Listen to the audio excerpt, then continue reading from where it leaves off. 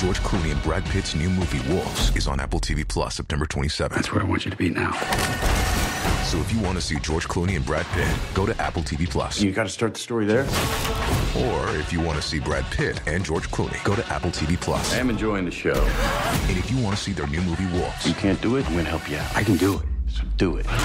definitely go to Apple TV Plus. Admit it, it's cool. Okay, fine, it was very cool. Wolves, streaming September 27th on Apple TV Plus. Rated R. This episode is brought to you by Honda. When you test drive the all-new Prologue EV, there's a lot that can impress you about it. There's the class-leading passenger space, the clean, thoughtful design, and the intuitive technology.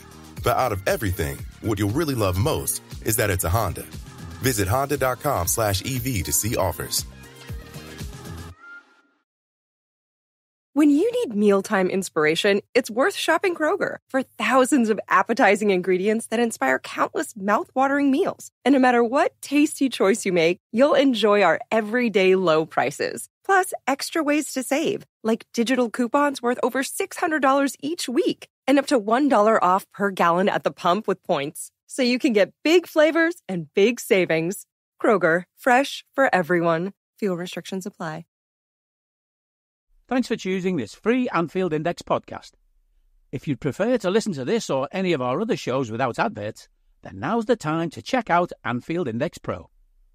With AI Pro, you can supercharge your entire listening experience. You'll not only get all of our podcasts without the ads, but you'll have them far faster with our Quick Publish feature available exclusively for subscribers.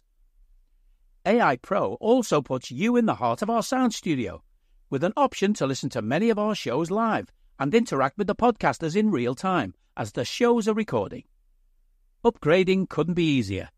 AI Pro is available on all popular podcast platforms. Just head on over to AnfieldIndexPro.com and get started today. Hello everyone and welcome back to Rival Recon here on Anfield Index Pro. I'm Harry Sethi.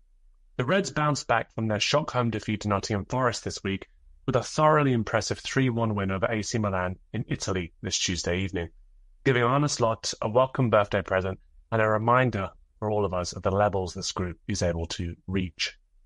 As the Reds look to maintain this momentum and bounce back in the Premier League itself, they welcome the much-improved Bournemouth to Anfield this Saturday afternoon, as Andoni Iraola looks to rebuild after the loss of Dominic Solanke in the summer. But joining me on the pod this week to share his perspective on the progress the Cherries made last season and just how high they can fly this time around, I'm delighted to welcome back Craig from the Up the Cherries in All Departments YouTube channel. Welcome back, Craig. Good to speak with you again, first time this season. Yeah, thank you so much for having me back, Harry, and a pleasure to speak to you as well. I'm excited to, because I think, when we spoke, first time we spoke anyway, yes, you were discussing the changes at Bournemouth, the new appointment of the new manager, of course, and hopes, expectations for the season at that point, and waiting for certain things to click, waiting for different styles of play to be implemented more successfully, more thoroughly over time. And I think it's fair to say, right, when we're looking at the end of the season, a 12th place finish for Bournemouth is a huge result. I think no matter what people might say about maybe towards the end of the season, if things tailed off in the last couple of games, whatever, I think it's a huge success story, both for the manager, for the players. And I just wanted to get your view, on the campaign. What were your overarching sort of takeaways from it when that final whistle went? I think it was an excellent campaign. And personally, if it wasn't for that terrible start that we had, as you probably remember, it wasn't Iraola's tactics more than anything. It was more that the players, it didn't seem like they were able to fit his tactics and his style of play. There was one in particular game, the 3-0 loss at Goodison Park last season, which was absolutely horrendous, I've got to be honest. I think that was what really, it could have been so much better. And when it did click, it did click properly.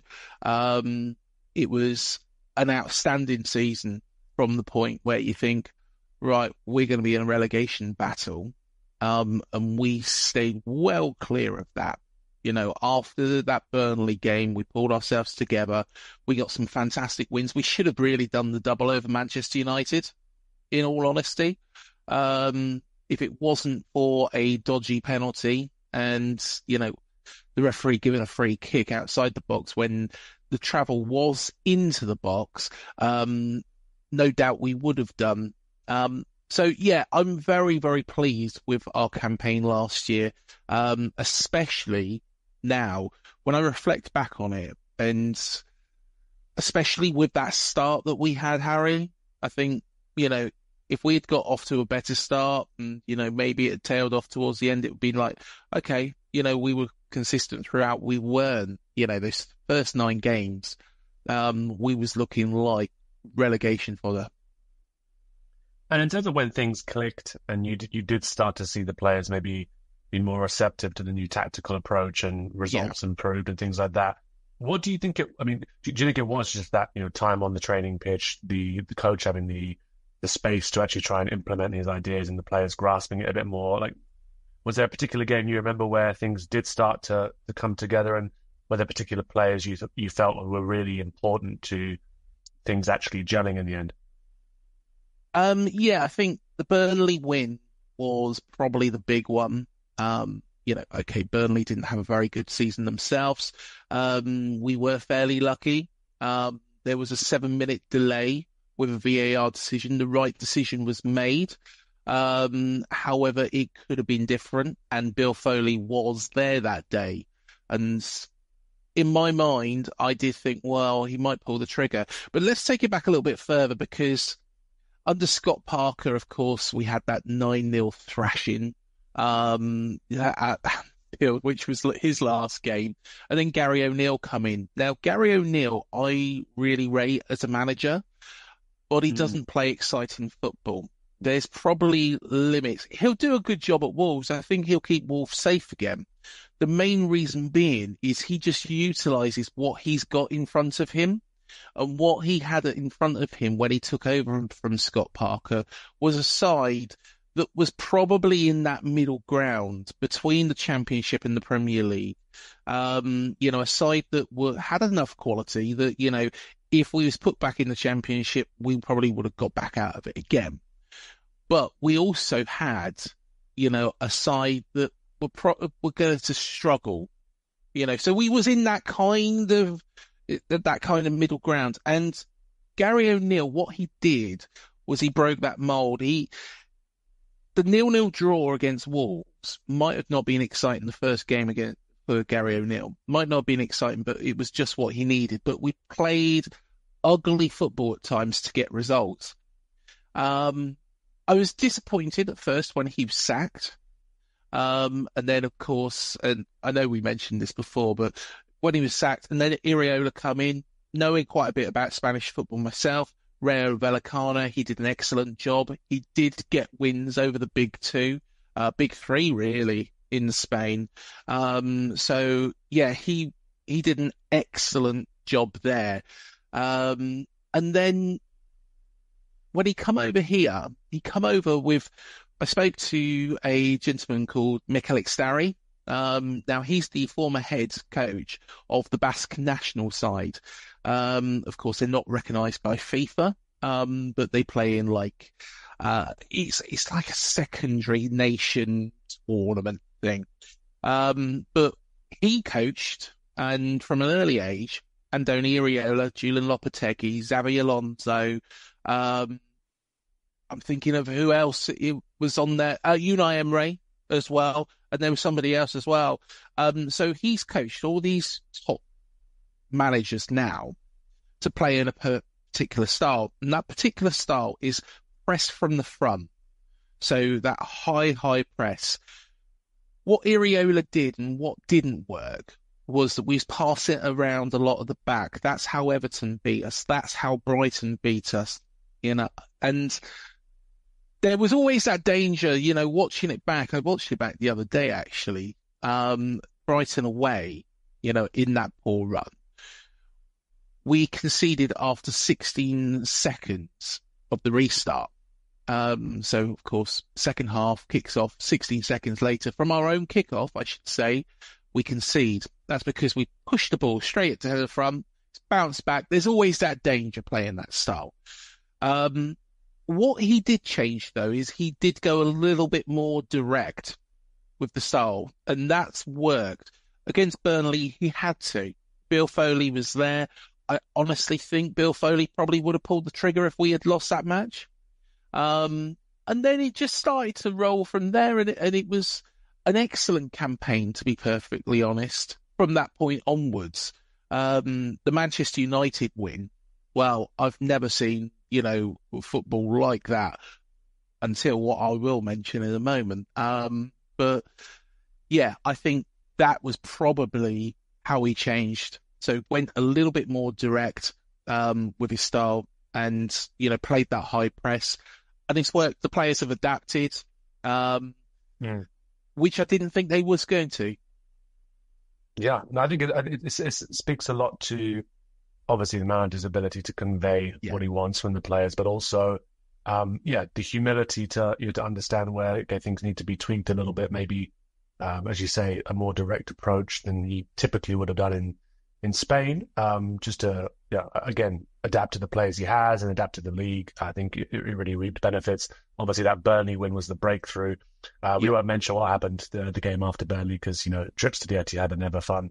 No. Anyway, so we'll ignore that. But if the 6 wins out of 7 in the games following that, I think that's obviously the fulcrum of the season and really showed the progress that the side was making. As a team that for some reason last year decided not to batter Man United as they deserved, can always have to respect you doing just that in your encounters with them because they are a poor side and. It wasn't much surprise for me to see just how comprehensively better coached Bournemouth looked, I thought, than Man United, which I think speaks volumes and just goes to show that the progress that you've made under Iraola. And I always ask, it was the end of the season, you finished 12th, you're happy with the progress that you've made. It's been a positive campaign. What did you view as then, if you were thinking, okay, on the manager's sheet for the next season, the top 3 priorities for him. And again, this can include, positions in the squad that needed to be addressed and strengthened. You can obviously talk about the departure of Dominic Solanke, but it can also be more general than that, right? What did you view as the real top priorities at the end of the season? I think midfield was our strongest point. So we didn't really need to do much there.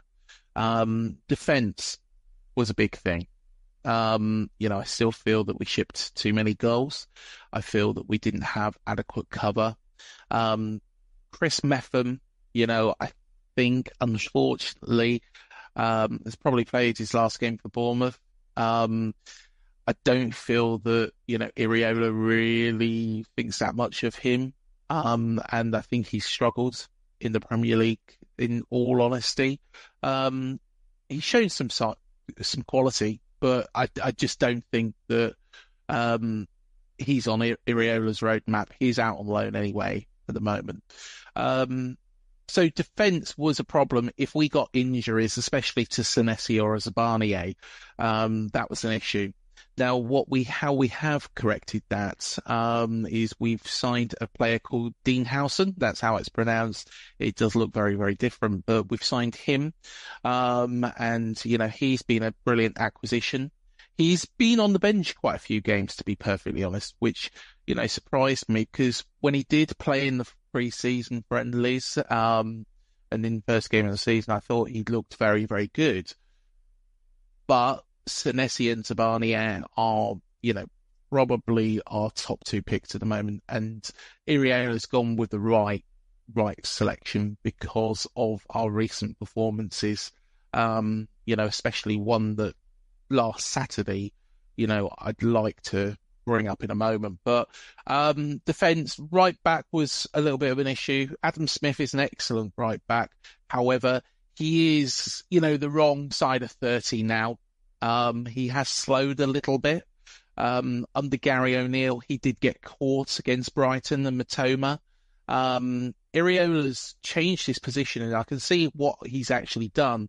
He's played him in like a little bit of a deeper role, so he's got that little bit more time to react where he hasn't got the pace, and that's worked. And Smith is a great player, but he is the wrong side of 30, unfortunately, just like me. And we have bought in Arejo.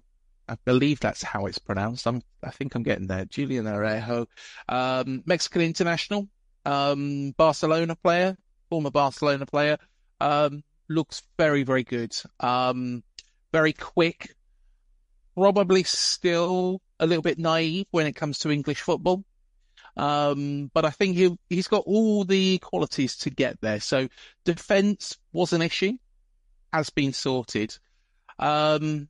As you mentioned rightly there, attacking power. Now, I don't think, before Solanke went to Spurs that there was too many issues with the attack line. Personally, I wanted, and this is just me speaking here, but I wanted somebody else as backup. Which, unfortunately, in my mind, I still think we need that backup because, of course, Solanke's gone. I wanted to ask you, actually, I can't remember, Craig, we were discussing Solanke and the possibility that he would move on very early on in the season, right? Just because of his development and the paucity of options that there are for clubs for that kind of top-level striker. Young, he's got room to grow, does the work rate, is a good finisher as well. So not a great surprise to see him move on, but I remember chatting with you about the valuation. And you were like, I want at least this number. I can't remember what you said, but were you happy with the eventual deal that the club did get? No, not really. But how much more did you think that Bournemouth should have been bringing in? I would have said 75, 80. Okay. And the reason why I say that is not just because of his goal scoring, it's because he does drop back. He brings other players in like Semenyo, brings in Cliver, brings in Christie. So he's a lot more than just somebody who, is up there and just sticks it in the back of the net. So yeah, I was very, very disappointed with that. I think he's just what Spurs need and wanted for some time. I know he hasn't got off to a great start with them. He had that injury, which he never really got injured very much here, which is, why... It was classic, wasn't it? Like, his injury record was fantastic. Yeah, exactly. And I think he will be a success at Spurs. He hasn't got off to a great start at the moment, but, he'll get there, and, they need to persist with him because he will get better and better. I don't think the attacking line at the moment for me, and this is me, my opinion on this, has improved. I think he's actually got weaker. We've signed Evan Nielsen from Porto.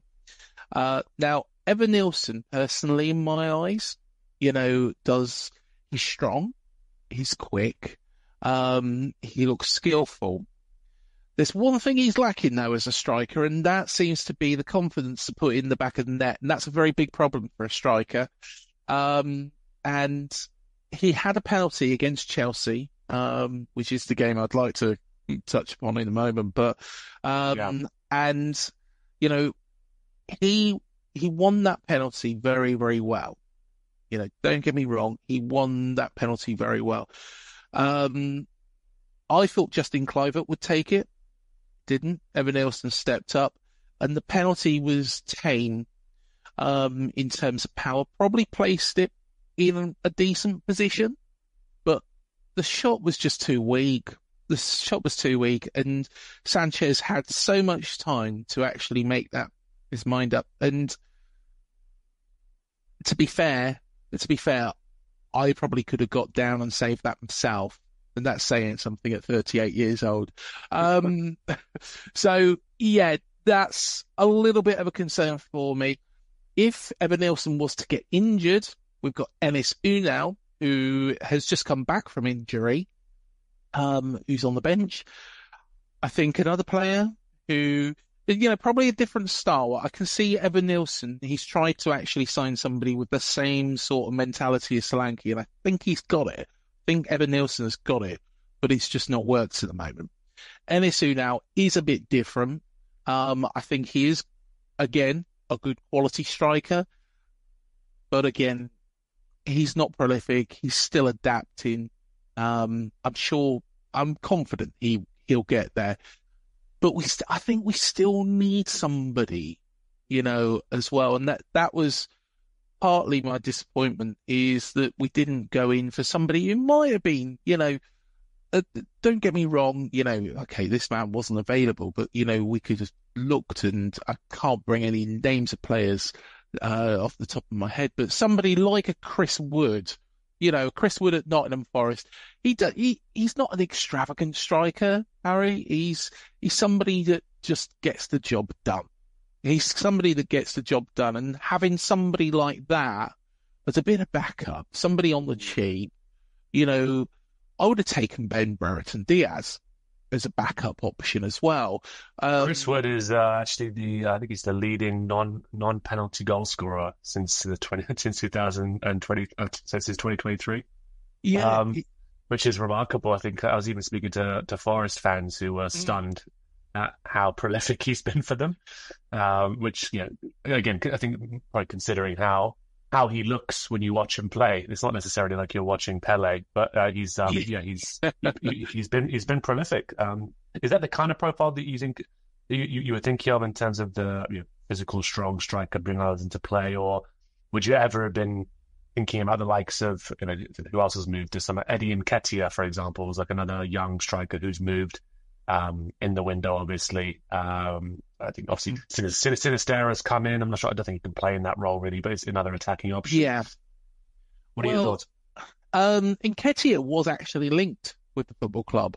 Right, yeah. And, I wouldn't have been against Nketiah coming on board. I guess a lot of it relies on PSR. Are we sailing close to the winds? There was our accounts looked good last season, but I think they were, and dare I say this, I think they were, what's it?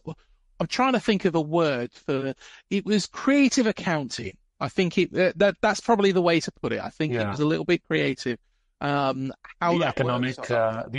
economic levers, wasn't it? That was the Barcelona terminology. Yes, we've pulled some economic levers to make these transfers happen. Okay. Yeah, so I think there's a bit of that. I think there's a bit of that in that figure. But personally, I think, I'm happy with Evan Nilsson. Don't get me wrong. I think the biggest concern for me is he's a striker and he's lacking confidence in front of goal. Why we needed that third striker is, Sinisterra can play in that position. He probably would be my preference. If, say, for example, and touch wood, this won't happen, but Evan Nilsson was to be injured and NSU now was to be injured, Sinisterra would probably be my option up there.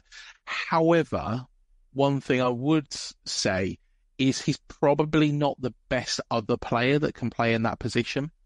And the best player that I personally think that could play in that position is Semenyo. Now, why I wouldn't want Semenyo in that position is because what he actually does in his natural position, coming from that midfield, bringing that ball forwards, he's such a strong lad. He's a strong lad. He's skillful. He's the player I'm most worried about losing. To be honest, I can't say a bad word about him. My mate says that he thinks I've got a man crush on him. But yeah, Semenyo is quality, absolute quality. If you put him up front on his own, he would score goals. But we don't want him in that position because it will take him away from being the provider. And I think that's what really made it a bit difficult when we went to Forest. When you need mealtime inspiration, it's worth shopping Kroger for thousands of appetizing ingredients that inspire countless mouth-watering meals. And no matter what tasty choice you make, you'll enjoy our everyday low prices. Plus, extra ways to save, like digital coupons worth over $600 each week and up to $1 off per gallon at the pump with points. So you can get big flavors and big savings. Kroger, fresh for everyone. Fuel restrictions apply. This episode is brought to you by Microsoft Azure. Turn your ideas into reality with an Azure free account. Get everything you need to develop apps across cloud and hybrid environments, scale workloads, create cloud-connected mobile experiences, and so much more. Discover what you can create with popular services free for 12 months. Learn more at azure.com. That's AZURE.com. And sign up for a free account to start building in the cloud today. I don't need a VPN. I've got nothing to hide. Ha. This is what I used to tell myself before I hooked up with LibertyShield.com. Not only is my home internet now fully encrypted, but I can now access all the websites I want, whenever I want, and do so from absolutely anywhere. As a Liverpool fan, I love to know I can now watch every match, regardless of whether it's on UK TV or not. My Liberty Shield VPN makes sure nothing is blocked and guarantees me super fast streaming speed throughout that match.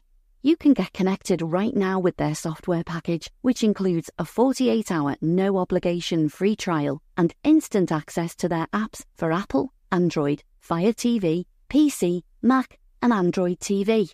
Or go a step further like I have and get one of their pre-configured VPN routers. These small but powerful devices allow you to easily connect every device in your home to VPN, making it the perfect solution for smart TVs, Mac boxes, and games consoles.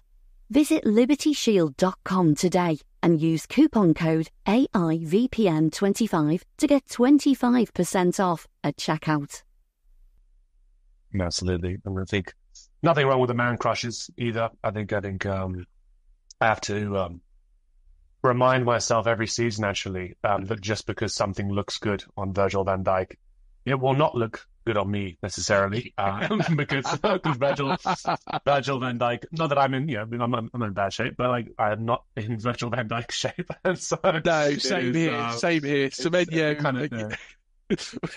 When I met him the other week, I was just like, yeah, I do worry that, I go to the gym, I work out, but bloody hell, that man's a machine. He's quality. He's the player I'd be most worried about losing. Yeah. Because of his strength, his skill. And funny enough, Harry, when he signed, he was a player that I was like, I'm not sure about this signing. He blew hot and cold at Bristol City. I don't think he was consistent. Well, he's completely proved me wrong because he's been consistent in every single game. He's just been brilliant. I think the development's been incredibly impressive to see, and just the way which he's influenced in big games as well. Right? He's not one to hide at all. And so it brings us on to this season then, and just want we're still very early in the season, of course, but what have you made of the results so far? Obviously, there was a 1-1 draw Forest, the draw against Newcastle United, narrow loss to West Ham, a hilarious win against Everton. Obviously, had to bring that up. Well, you'd enjoy that. Absolutely, just magnificent work there from everybody involved, and then of course the narrow loss against Chelsea, which I do get the feeling that you want to discuss, and we will discuss. But yes. Give me your thoughts on what you've seen so far. Any obvious differences or tweaks, that you've seen from the manager, and any trends that you've started to spot as well. I think we're just a bit even better organised than we was last season. I'll touch on the Forest game very, very quickly. Semenyo was up front on his own. Solanke had just left. Evan Nelson hadn't been registered in time. As I said before about Semenyo, that took him out of his natural position. And I think even though, yes, he got the goal, it kind of it kind of had a negative effect on us because he's so good at bringing the ball forwards, and I don't personally think we had that really in that game. So yeah, Forest 1-1. Personally, if we had Evan Nilsson in place at that point, or if we had Dominic Solanke on the pitch that game, we would have won that. To be honest, there's going to be a trend here, because I think if Dominic Solanke was in a lot of these games, I think we would be in a lot better position than we actually are. A lot better position. I think I'd have to start pinching myself. The Newcastle draw, frustrating, to be honest, is probably the word I'd use. I think first half, we was much more the dominant side. We took the lead. We looked excellent. Second half, Newcastle and Eddie had made some changes, made the right changes. I think, our changes probably showed that he's probably got a little bit more strength in depth. I know Newcastle fans would disagree with that. But then again, where they're coming from and where we're coming from is two different things. So, yeah, unfortunately, they pegged us back. And then there was that really, really dodgy decision at the end. We should have won it. Don't get me wrong, 1-1 was probably a fair result, but Ouattara headed the ball, it hit his shoulder, and then went in the back of the net. It hit no part of the arm, and it was ruled off for handball. A completely ridiculous decision, because if you look at the still, and I even managed to get the still for my thumbnail for that video, and it wasn't wrong, I've got to be honest. Dan Burns' arm was actually close to the ball than Ouattara's hand was. Actually, Ouattara's arm didn't move from its position at the start of the header. So there's that one. The Carabao Cup, I wasn't too bothered by it, to be perfectly honest. Again, I thought we did all right, actually. I think we did very, very well. I don't think it was the most exciting game for either side. But West Ham, and again, a very, very dodgy decision. This time a handball probably going against us and actually working. But of course, they don't have VAR in that competition. So, yeah, that was that was disappointing, from that perspective. But I wasn't too bothered about the Carabao Cup. Yes, it'd be nice to win a trophy, but if there's one I want to win, it's probably the FA Cup. Of course, Premier League's probably out of it, unless we do a Leicester. And then we come to that Everton game. Now, you're going to probably think, what am I on about now? Because that Everton game was probably the poorest performance of the season so far. No, I'd seen bits of it. You didn't play well at all, which I think is, all the more why it was funny. But yeah, I'm sorry. I'll let you expand on that. For 87 minutes, Everton are not a good side. They are poor, very, very poor. To be perfectly honest, will they go down? I said that they probably wouldn't, based on me predicting them to go down last season, and then Everton being Everton-y and staying up as they do. But we were terrible. The passes weren't working. None of the players, it was as if they hadn't, for some reason, every time we go to Goodison, since we've been back in the Premier League, we don't understand it. I'm quite pleased it's the last time we're going there, because, it just seems that we played terribly. And then on the 87th minute, there was a couple of changes. Sinistera come off the bench, and a switch was flicked. Semenyo, again, that man, got us going. He got us going, gave us a little bit of a hope. 2-1. Right, okay. Brought it to 2-2. Lewis Cook, again, excellent goal. Fantastic goal. Everton, defensively, that's what we should have been doing to them all game. If we had played like we had in the last 8 minutes, we could have absolutely thumped them. to be fair. So 2-2. Oh, wow, hang on a second. We're right in control here. Everton just had kind of lost. They were looking very, very leggy. Again, throughout the game, they hadn't particularly looked that great. But they now had a team that, meant business coming at them. And then, of course, we all went mad when the third one went in. My frustration with that game is the 87 minutes preceding that. We should never have been in that position. Now, if we do that against Liverpool, we're getting beat.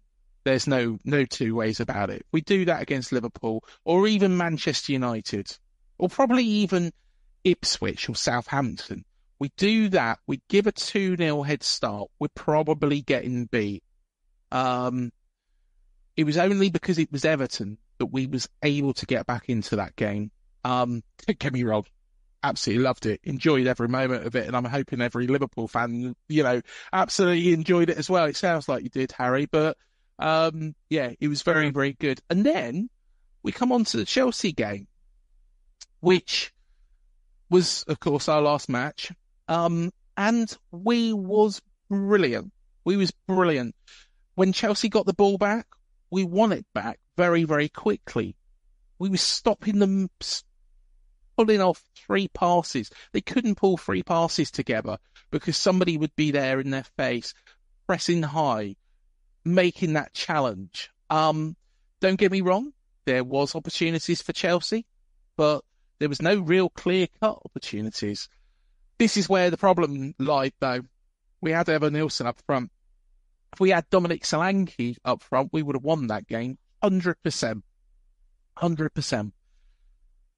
Chance after chance after chance was just spurned. And to be fair, other players, unfortunately, were striking from further back. And Lewis Cook had a couple of goes. I think he thought that he had a goal in him.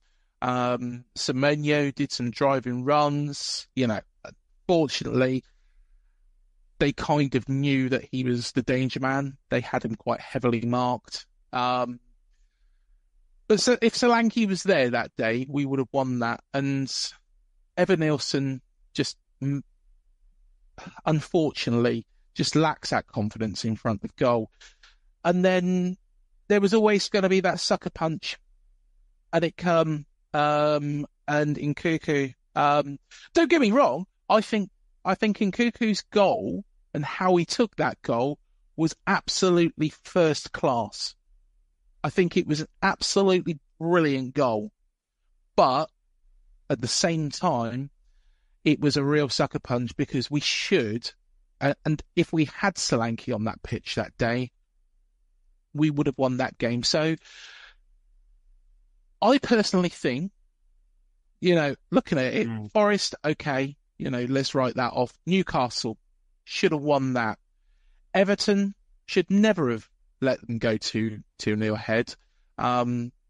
If we had played like we did in the last 8 minutes the whole game, we would have absolutely battered them. I'm sure Liverpool fans would have been even, I don't know. Would you have been enjoying it even more if we'd beaten them 6 or 7-0? No, I think the way in which it was done was funny. I think absolutely. So no, I'd rather ourselves. So we got a heavy win against them. But yeah, so 3 points there. And personally, I think we should have beaten Chelsea. I think we should have beaten Chelsea because if we had a striker that could score at this moment in time, we would have done. Really, we should be on 10 points in my book. We should be on 10 points. If Solanke was still here, we would have been on 10 points. And this brings it back to my earlier point. If that is a difference, if that persists, we're only 4 games in. If that persists for the rest of the season, is 65 million really worth it, considering how many points we could eventually lose because Evan Nilsson can't score? Yeah. No, but appreciate it. I'd have to see how things develop for him. Obviously, hopefully that a goal going in off any part of his anatomy will give him give him confidence, and strikers are, so often, confidence players. And ordinarily we'd speak for much longer, Craig, but I know that I'm sort of pressed for time this time round. So I'm gonna put you on the spot for just one last little wrap up question, just about what you're expecting from the weekend's fixture, I suppose, and then we can wrap up. Of course, no problem at all. So I think we'll play like we did against Chelsea. I don't think we need to make any adjustments. I hope Iriola doesn't go, right, okay, we've got beat by Chelsea. Let's make these changes to get a win against Liverpool. I think the style works. I think we need to persist with that.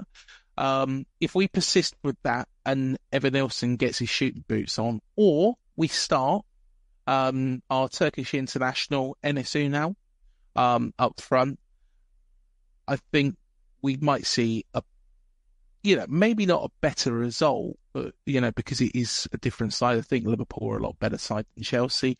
But, I think we've got a lot more chance. We've got a lot more chance in this game.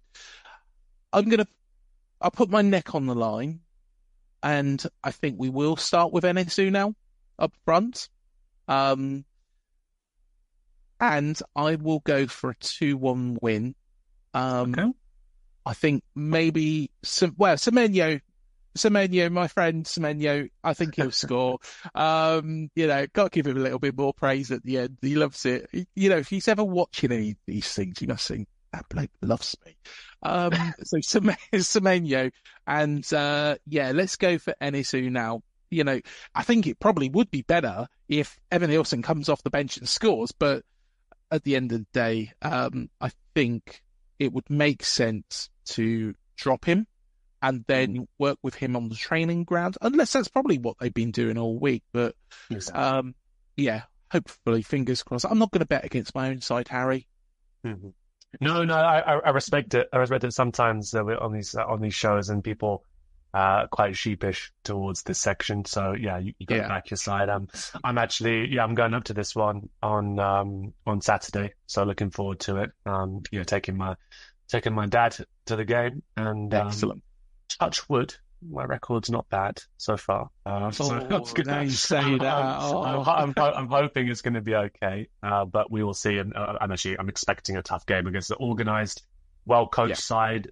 Different test from AC Milan, who didn't look very well coached despite all the quality they had. So interested to see how Liverpool approach this one as well, given, I guess, so many games throughout the next few weeks. So probably some rotation as well. But Craig, as ever, thank you so much for coming on. I know it's an early chat for us, and just really appreciate your perspectives as always. Not a problem at all, Harry. My pleasure, and thank you so much for having me on. A big thank you, as always, to listening in to Rival Recon this week. Hope you enjoyed the conversation. And as ever, we'll be back again with another episode ahead of the Reds' next league game, looking to bring you greater insight into the world of Liverpool's Premier League opponents. Until then, do listen in to all the other great content across Anfield Index. And if you're keen for more, subscribe to Anfield Index Pro at the meager price of a cup of takeaway coffee. Until next time, up the Reds. We hope you enjoyed listening to this Anfield Index show. Please be sure to subscribe to our channel so future podcasts find their way to your device automatically. There's nothing quite like fan engagement, and we'd love to know what you think of anything discussed on this show.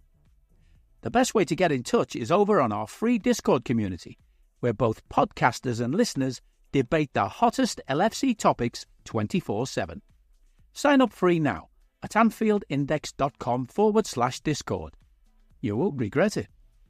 You can also follow us on Twitter at Anfield Index, and find us on Facebook by searching for Anfield Index. Oh, and before you go, we'd love it if you could leave us a 5-star review on your favourite podcast app.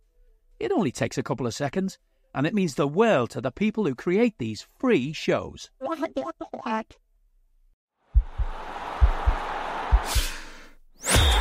podcast is part of the Sports Social Podcast Network.